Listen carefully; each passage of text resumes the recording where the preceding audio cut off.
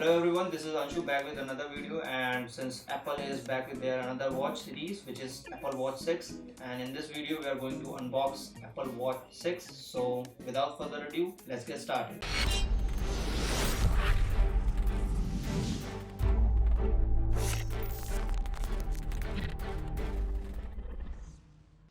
Okay, so now let's take a closer look at the watch itself. So here is the box, and nice flaps are provided for it to open the box, and the unboxing experience is pretty nice. And this is same with the Apple products.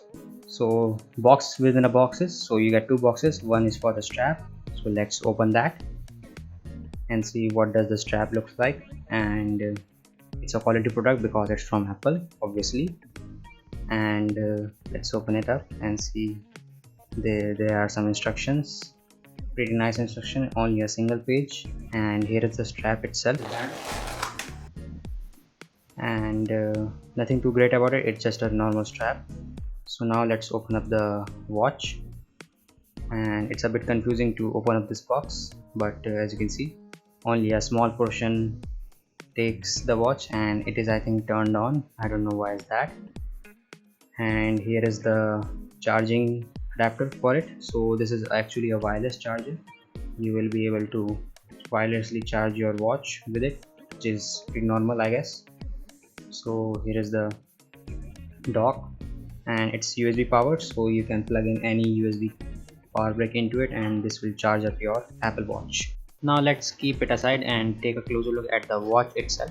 So this is the watch, and it's same design as last year, with the dial on the right side, same material, same shape, but there are a few different color option available. So you can get it in gold now without any third-party manufacturers, and it's still a lozenge shaped square with a big beautiful screen, and it still offers an array of finishes in two sizes, that is 44mm and 40mm, so you can fit it according to your hand, and the straps will also be available for it as well.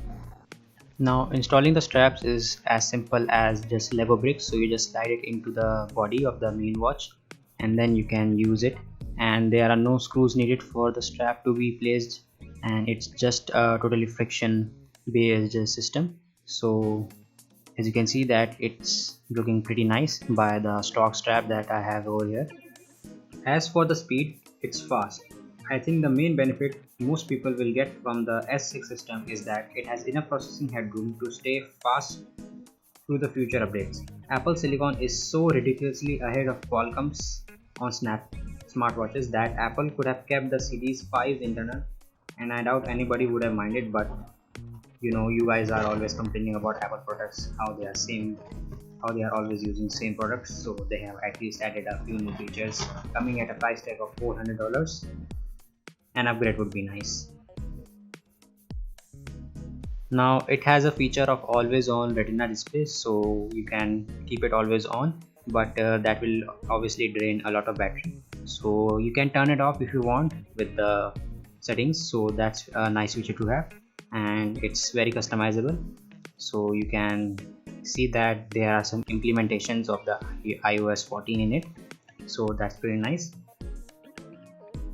The new sleep app helps you establish a regular bedtime routine and keep track of your sleep trends night after night. So you can set and archive your personal sleep goals, but that's pretty hard for everyone.